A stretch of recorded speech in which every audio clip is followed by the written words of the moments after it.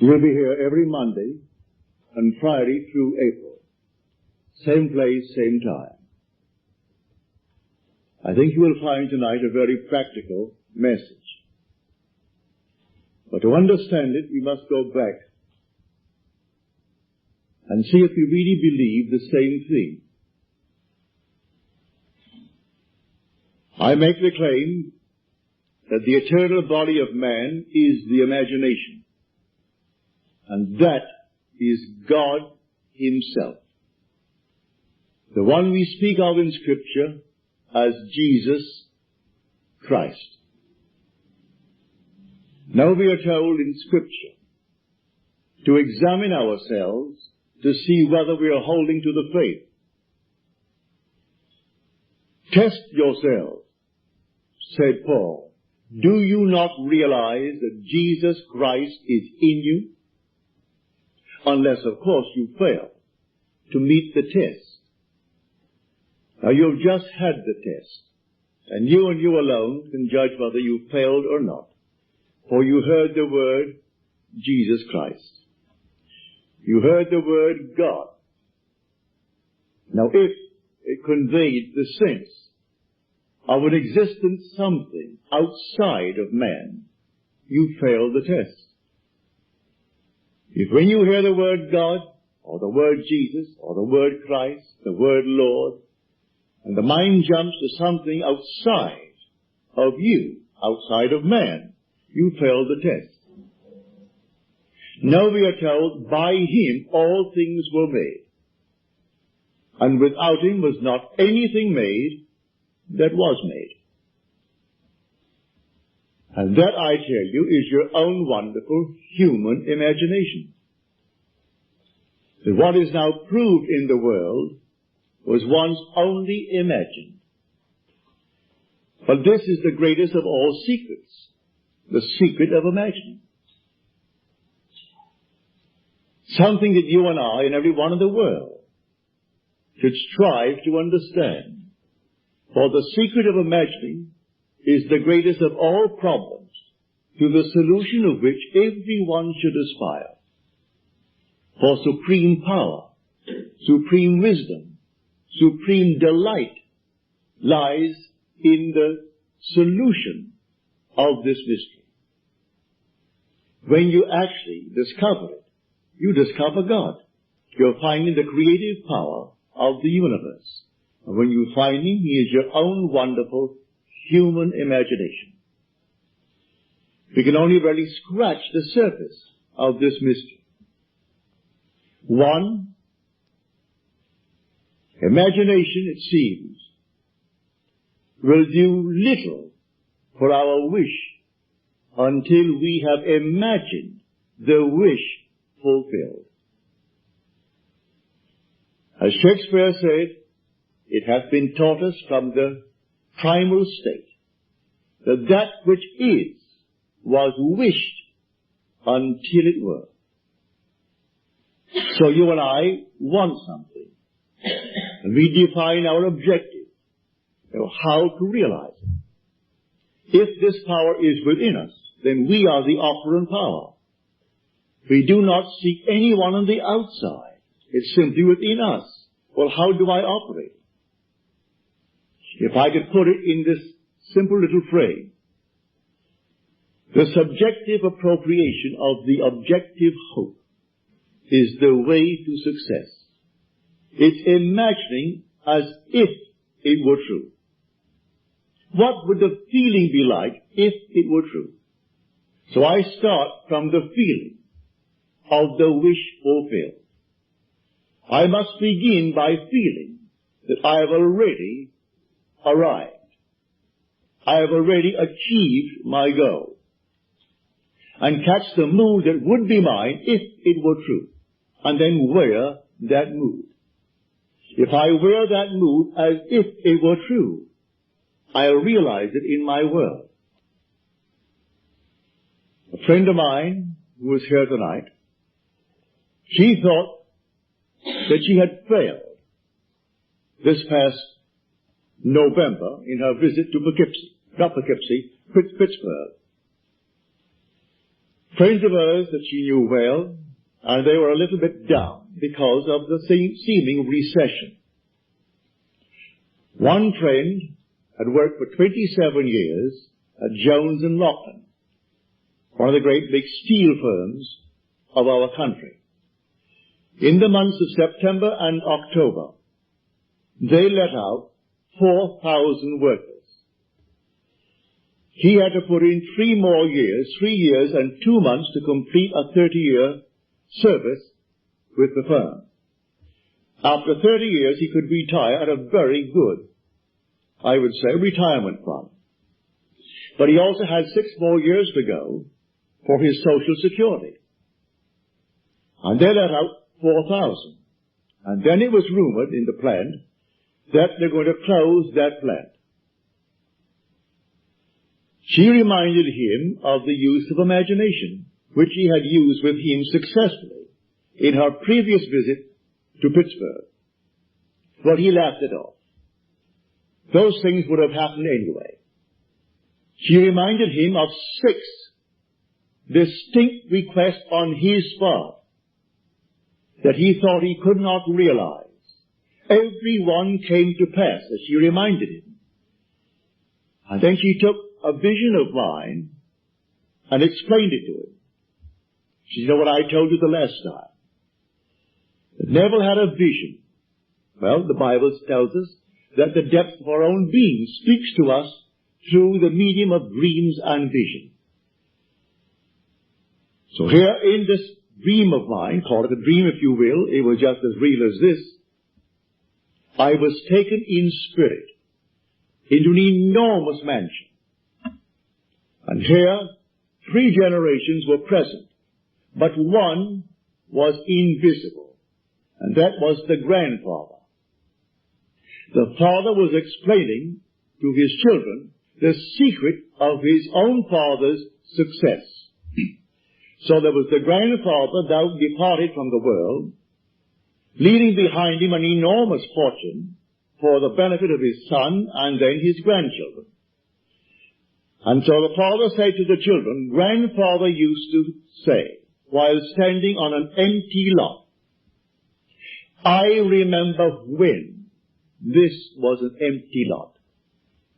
Then he would paint a word picture so vivid of what he intended to do with that empty lot, that it ceased to be an empty lot, and you saw the structure that he intended to build. But he acted as though it was already a completed act. He began with the feeling of having arrived at his ideal for that empty lot. Then I woke on my bed, and I recalled the dream, and I knew that the depths of my own being had constructed that scene to instruct me. Here is one facet of the great use of this power called imagination, which is God. It was too early to rise, so I went back to sleep, and I redreamed the dream. This time, I am the grandfather. I am not the father telling the story. I am not an eavesdropper listening to the story as it was told in the original dream. I am now the grandfather. Then I would say to everyone, while standing on an empty lot, I remember when this was an empty lot. So she reminded him of this technique. Now she said, you are afraid that you might be let out after 27 years and 2 months in Jones and Loughlin. I will now remember when you were afraid. I will remember when you thought it all came to an end. That's one. He said 2 years ago, I was interviewed. And I thought it a very good interview. But after 2 years, it has never appeared in the trade paper. And I wondered what have they done with it. Have they simply forgotten it, mislaid it, or deliberately not used it? She said, I will read that magazine. And I'll be lifted up by it. It's humorously written, as you tell me. Well, I will take that book right now in my hand, that magazine, and I will read it. All about you. She went into 2 or 3 others. Then she returns. Now she's here tonight. She said, in December, I received the magazine. It's very well written and very, very humorous, all about this man. Then she said, I heard on the radio that Jones and Lachlan had decided not to close the plant, but instead to spend $13 million on the plant in modernizing. And then beginning January the 1st, to recall over 4,000 workers that they had let out. Now he is walking on air, but like all of these fellows, he will still forget it. He will still turn to a God outside of himself. This to him would have happened anyway. They would have spent the 13 million, brought back the 4,000, that thing that was found after 2 years and printed, oh, that would have happened. And man goes blindly on, worshipping a false God, because he does not know God. The only God is your own wonderful human imagination. The only name forever and forever that is his name is I am. So that is my name forever. So when you come to the people of Israel and they ask you what is his name, just simply say, I am. That is who I am. And by this name I shall be known throughout all generations. There is no other name. You cannot separate I am from yourself. That's your essential being. And when you say I am, you are all imagination. You cannot stick imagination on the outside and point to it. So you do not observe it as you observe the fruit of imagining. You do not observe imagination as you do object in space, because you are the reality that is called imagination. This is what we teach here night after night. Now you can test it.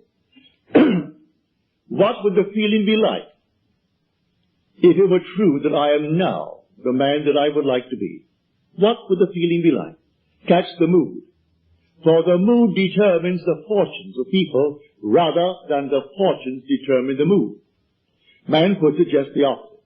If I had $1 million, he said, oh, I would feel so good. Now, feel as you would if you had it. Catch the mood, and the mood will create that objective hope, if that is your hope. What would the feeling be like if you were now the person you want to be? Well, catch that mood, and wear that mood as you would a suit of clothes. And that mood will actually create an objective state that reflects that mood. That's what she did.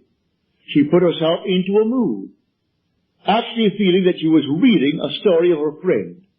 And here it came. It's a complete spread, 2 full pages, all about this man. And then a little news bulletin on the radio. And then confirmation from him on a telephone call from his wife, confirming the news bulletin, that they're all back on their job, and here now, as he said, for years, after 27 years, I walked through that plant, I thought I'd go crazy. I wanted to climb the wall because of the noise. When I heard the hammers, and the bellows, and the furnaces, and all these thousands of workmen, that constant din, I wanted to climb the wall. Now, after 4,000 were let out, my footsteps echoed through the entire area. I would like to run and scream, running towards my office. What he does in the plant, I do not know. But if he goes towards his office, undoubtedly he has an executive position in that place, and is not working at the furnaces. But he said, you can't imagine when 4,000 were let out, how empty the place was. And everything simply echoed, and my footsteps seemed like some thunderous thing as I walked through that plant towards my office. And many a moment I wanted to simply jump up and start running. It seemed so empty. She said, all right, that's something. I will remember when. And she applied that technique. When your footsteps scared you and you wanted to run towards the office. Now it's the clatter all over again. So I tell you, I know from my own experience that these moods, you catch a mood, I could tell from the mood that possessed me through the day that I would meet a certain character. And I met that character. It may be someone I knew or some total stranger, but I could tell from the very mood that possessed me. I'm drawing into my world an affinity with that mood. You can catch a mood and create the world that is in harmony with the mood. Anyone can do it. In fact, you're doing it morning, noon, and night anyway. So when you turn to some external God, you are turning to a false God. There is no external God. Examine yourselves, said Paul, to see whether you are holding to your faith. Test yourselves. Do you not realize that Jesus Christ is in you? Unless indeed you fail to meet the test. You've just had the test. So if you think of some being on the outside, but I use the word Jesus Christ, you have the wrong Jesus Christ. For we are told by him all things were made. And without him was not anything made that is made. Look into the room. All this was once only imagined. The suits you wear, the dresses you wear, the hats you wear. Everything here, the building, was once only conceived in the human imagination. And then executed. And if all things were made by him, well then I must come down to find out who he is. Well, I can't go beyond my own imagination. I know exactly what I imagine. I see the results. So I go back. All things made by him, yes, good, bad, and indifferent. He waits on me just as quickly and just as indifferently when the will in me is evil as when it is good. Is that in Scripture? You'll find it in Scripture. Read it in the book of Deuteronomy. I kill. I make alive. I wound. I heal. And none can deliver out of my hands. I am the Lord. Read it. Read that in the 32nd chapter of the book of Deuteronomy. There is no other God. I am the Lord your God, and besides me there is no other God. I am is that God. As we are told in the 46th Psalm, be still and know that I am God. A man will not believe it, and yet he has evidence morning, noon, and night that his own wonderful creative power, which is his own wonderful human imagination, is producing the phenomena of life.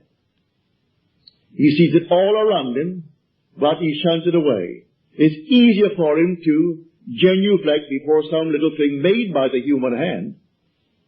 So he put him on the wall and cross himself for luck. I think, oh, that's it. That's good. Now I've done my duty today. So he goes to church and he sings the hymns with all the others.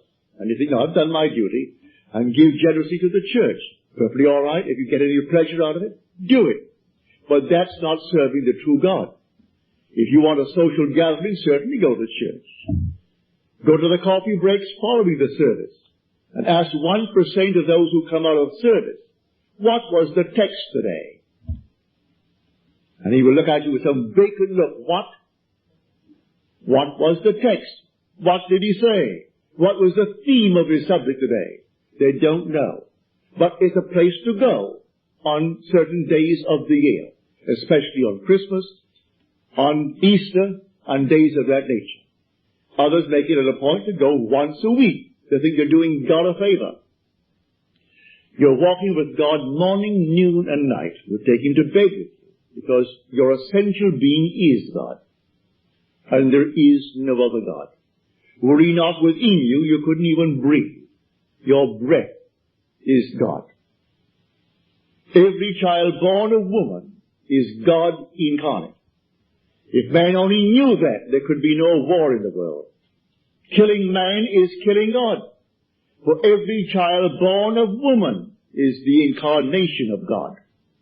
Whether you be black, yellow, pink, white, or any other color, there is no other being in this world but God. So the incarnation takes place every time a little child is born and it breathes and you spank it to get it to cry. That moment was the incarnation of God. And how can you kill him? How can you hurt him? Just teach him and show him what power is latent within him. For the whole vast world aches for the awakening of the imagination in man. And the story as told us in Scripture is a true story, but not as it's told. The day will come you'll actually find yourself reenacting the entire drama as told us in the Gospel. And you will know it in the first person singular present tense experience. And then you'll know who he is. He comes to us as one unknown, yet one who in the most wonderful, mysterious manner lets man experience who he is. When you experience who he is, it's all about you. It's not about another. The whole vast drama is all about the individual that you see as a little child right in this wonderful world of ours. But here tonight, let us keep it on this level. And on this level tonight, when you dream of some wonderful objective in this world that is not yet realized, realize who the dreamer is. And the dreamer is God. And by dreamer, I mean your own wonderful imagination now. A daydream. That's God. That's God in action. Now, do not let your reason and your senses dictate what is possible. All things are possible to God. So suspend for a moment your reason. Suspend the senses that are dictating what you must accept. For the many of you accept the facts of life. All right? If you could accept the facts of life and let reason dictate it, you'll never go beyond where you are. So suspend them just for a moment and try this technique. What would the feeling be like? How would I feel if it were true that I am already the man that I would like to be? And if I am, how would I see my friends and how would they see me? It's all within us. So let my wonderful human imagination see them as they would have to see me if it were true. Bring it into my mind's eye and let them see me. And let them talk to me. And let them congratulate me on my good fortune. And don't duck. Accept the congratulations of your friends. If they really mean it. Actually play the part all within yourself. And then believe it 100%. As we are told in John's letter, the 5th chapter of his first epistle. If we believe that he hears us in all that we ask of him, then we know that we have obtained the request made of him. For if you get the right God, you have no doubts in your mind as to whether he heard you or not. For you know you heard it, and that's God. But if you're not quite sure that he heard it, because there are 3 billion talking to him, begging, well then you may be not quite sure that he heard you. Maybe you don't think you're good enough, but you can't deny that you hear your own mind. You hear your own inner conversation. You hear your own inner speech. Well, if you know that one is God, well then you are sure he heard you. Now you are told in that 5th chapter, the 15th verse of first epistle of John, if we know that he hears us in all that we ask of him, then we know that we have already obtained the request made of him. Well, all right. There's an interval between that imaginal act and its fulfillment, as there is between the creative act of a man and the birth of that child. Every little thing has an interval of time between the act and its fulfillment. A horse will take 12 months. A woman takes 9 months. The little sheep will take 5 months. A chicken will take 21 days. There are intervals of time. So the Bible teaches every vision has its own appointed hour. It ripens. It will flower. If it be late, then wait, for it is sure, and it will not be late. Different intervals of time. So it may take thee a longer time. In this case with this man, 2 months to bring back 4,000 who were unemployed. To put his mind at rest that he doesn't have now to feel that he's going to be fired. He can put in now the extra time. Only a little while, 3 years and 2 months will complete his 30 years with Jones and Lockton. And then, what's a man of his age? 6 more years, and then Social Security. So he'll have both. If it happened now, he wouldn't have it.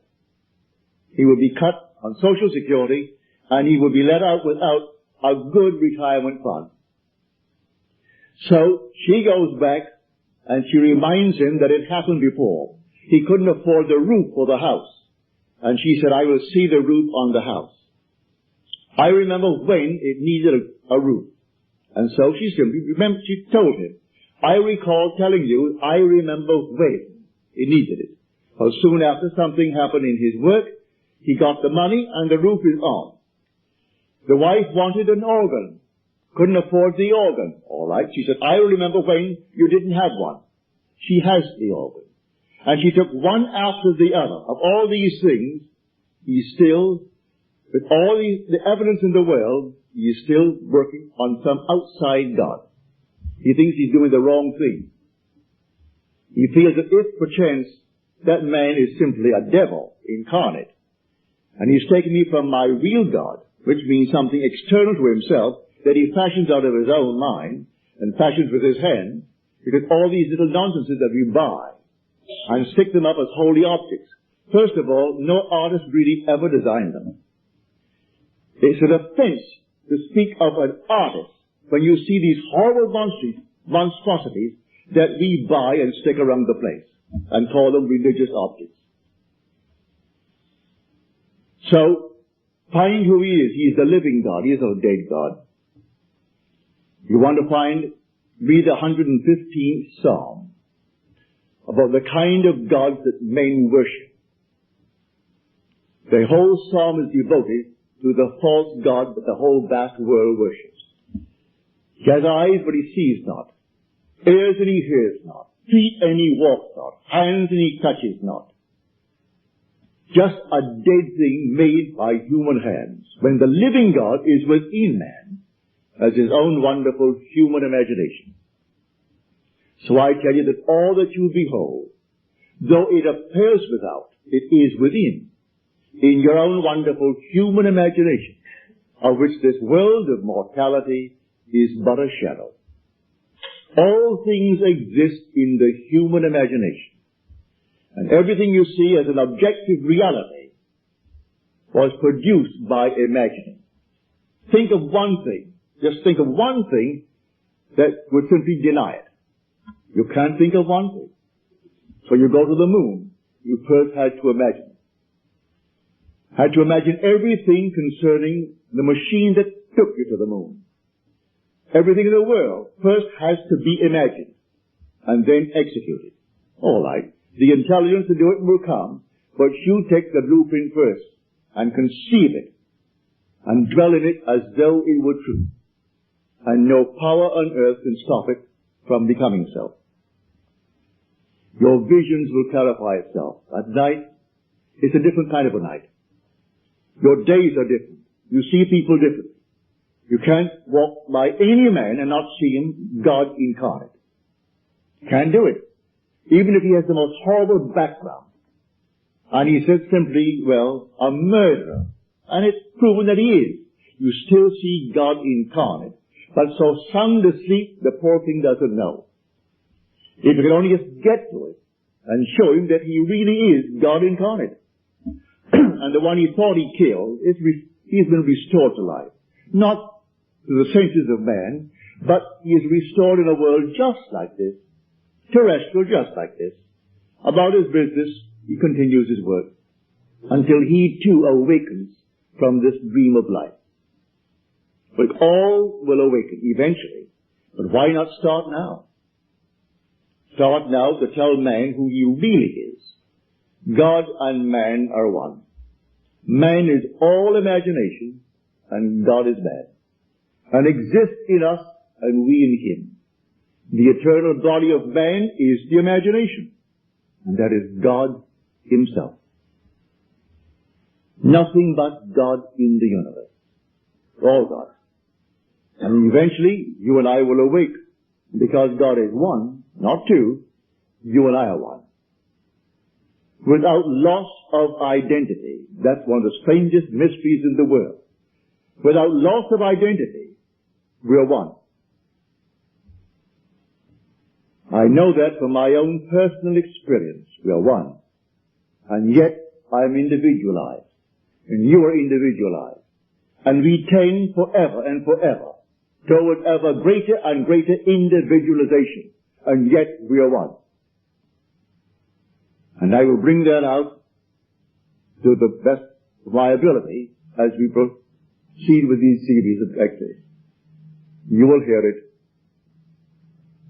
But tonight, if you're here for the first time, and you want something practical, you apply what I've told you. First, have an objective. You must have an objective. You can't say, well, I don't know what I want. Well, all right. Come back the next time. Ask yourself, what would I like of life? Don't be ashamed to name it, what would I like of life? Well then, try to get some objective. Now, prayer, as far as I'm concerned, is nothing more than the subjective appropriation of the objective hope. That is the way to success. I appropriate it subjectively. How do I appropriate a state subjectively? Well, suppose now, this very moment, I wanted a ball, an ordinary baseball. But there isn't a baseball in the room, all right? But I want one. I would actually assume that I am holding a baseball in my hand until I can feel it. You think you can't feel it? Well, now try it. Try to feel what it would be like if you held a baseball. Now, to prove that you have held it, see what it feels like, the difference now, a tennis ball. See any difference? All right, a golf ball. See any difference? A piece of silk. You feel any difference? If you can distinguish between these many objects, though they are subjective, then they must exist somewhere. If you can actually separate them in your mind's eye and distinguish between these objects, I can begin to feel, begin to sense, begin to smell a rose. Well, a rose doesn't smell or doesn't actually have the odor of another flower. I can detect the rose. Now a lily, an Easter lily. I can detect that. Well, what does it do? Well, I'm going to get them. Someone will think of Neville and send him a flower. And it's going to be the flower that I'm going to actually feel and touch and smell. It works that way. Money has an odor. It's unlike any odor in the world. It's more fragrant to the miser than the most marvelous perfume in the world. He can tell it. You put a money bag to his face and it's like putting roses to mine. He loves it. He can smell money. He can feel it. Money has a distinct feel about it. Put a $20 bill in your hand and ask you to feel it, and then put another piece of paper in your hand and you can tell the difference. There's a difference. It is an odor to it. All this is part of the inner man, that all things are possible to him. Try it. Before you condemn it, try it. And if you have the evidence to support my claim, well then it doesn't matter what the world will tell you. If he laughs at you, so what? So they laughed at everyone who had an idea that seemed a little bit off-center. Always laughed at him. They laughed at the idea of going to the moon. Well, now it's an accomplished fact. There are still those who won't believe it happened, because they don't want to believe that it ever happened. There are those who said you couldn't go down and actually live underwater. Now we have a submarine. There are still those who won't believe it. You can present them with all the facts in the world, and they won't believe it. So I tell you, you try it first. And if it proves itself in performance, it doesn't really matter what the whole vast world thinks. Go about your Father's business, which is yourself, and then live a full and wonderful life in this world of Caesar. And the day will come you will actually depart this world. I mean this age. Because those who are departing it now, unless they are awakened, they'll still find themselves in a world just like this. But those who have awakened, who have experienced the second birth, the birth from above, find themselves in an entirely different age, where they're all imagination. And they are perfect. And wherever they go, everything is perfect.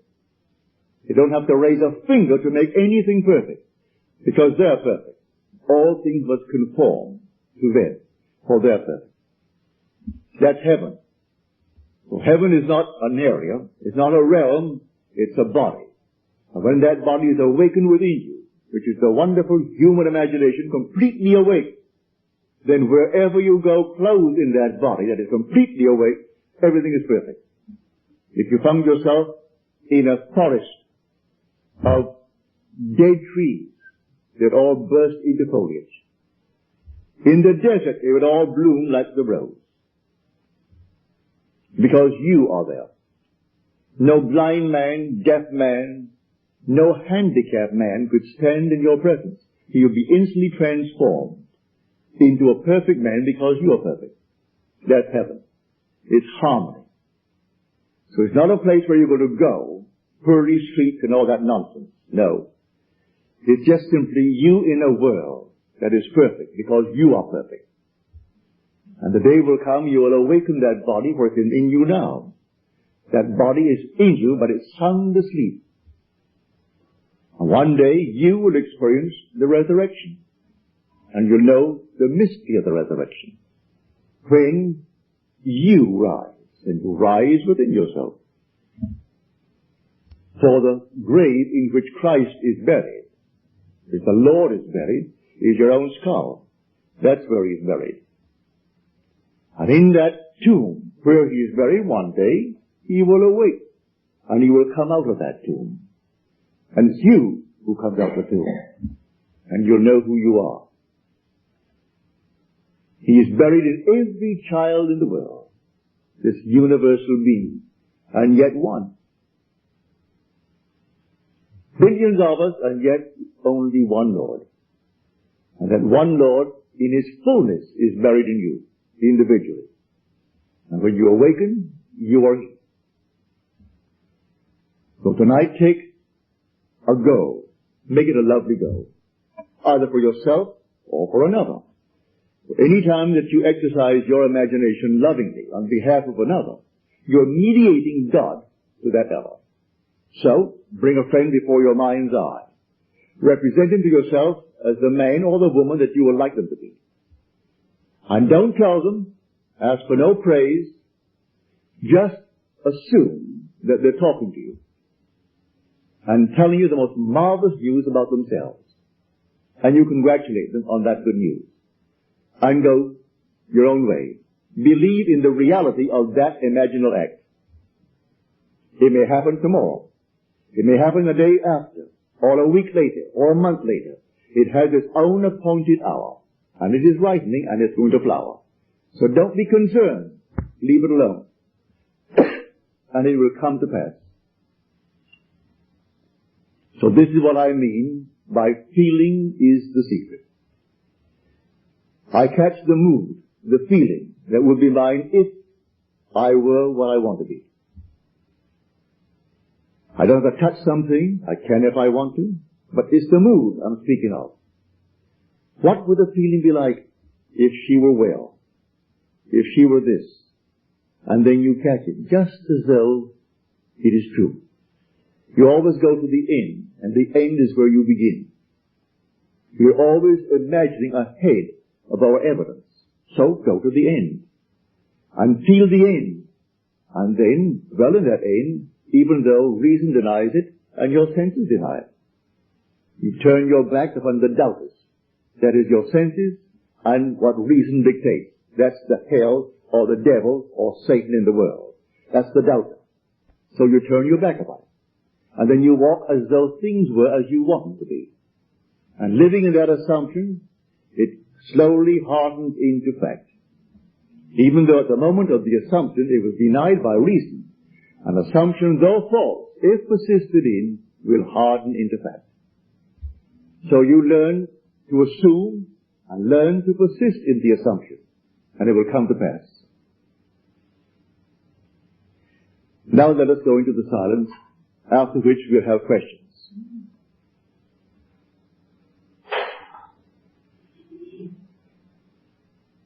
Good.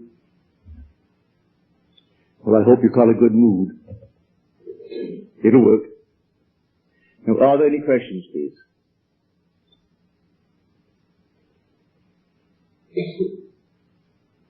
Any questions?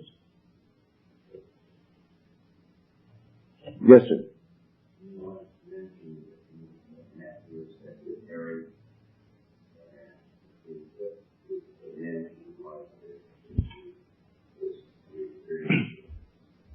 Well, to answer your question, I must just go back and explain it to those who are here for the first time. No. I make the statement based upon my own experience that nothing dies. And that's not only true of man. It's true of the flowers, of the animal world, of the trees, of everything. Nothing dies. I am the God of the living, not of the dead. So nothing dies. The little flower that blooms once, blooms forever. It's renewed by the seed of contemplative thought. Well, I had a wonderful friend and secretary. He died suddenly at the age of 50 when I was out here. I then lived in New York City. He was born in Haverstraw, New York, which is upstate New York. He lived in Manhattan and took care of my books and took care of all of my business affairs. When I got a cable saying that he was dead, they found his body on the floor the next morning when they went to clean, and I must come back and take care of the funeral affairs. So I went back. I have two sister-in-laws. My wife is one of three girls. The other two are pillars of the Episcopal Church. The older of the two lives in Summit, New Jersey. And she's always said to me, you know, I like you personally as a brother-in-law because you're kind to my sister and to your child, and for that I like you. But I don't believe one word you talk about. That's not my God. I said, all right. I don't believe in immortality. Don't believe in survival. I said, you call yourself a Christian? She said, what has that to do with it? I said, don't you realize that the Christian foundation is the fatherhood of God, the brotherhood of man, and life everlasting? You run out one of these and it's going to collapse? No, she didn't say a word. She said, still don't believe what you teach. Perfectly all right. Well, he died in August. I went back and took care of the funeral. In the next year, I presume around January or February, I found myself consciously in that world where Jack is. I do it time and time again. This does not restrain me. I can put it on a bed and find myself in another world. It isn't out there, it's right here. They're penetrating each other and yet not interfering with each other. And here is Jack. And here is my sister-in-law Al. I call her Al, her name is Alice. And she said to me, I still don't believe what you teach, you know. I said, how can you say that when you see Jack? She said, what has Jack to do with it? I said, don't you know that Jack died? Jack then spoke to me. Who's dead? I said, you aren't dead, Jack, but you died. I went to your funeral. I paid for it. I got you a good Catholic funeral, Jack. Because your sister insisted that you must be given a nice Catholic funeral. I didn't cremate you. I put you in holy ground, Jack. I got a priest, and the priest did all the little things he has to do, so you're very well planted. He looked at me as well, I mean,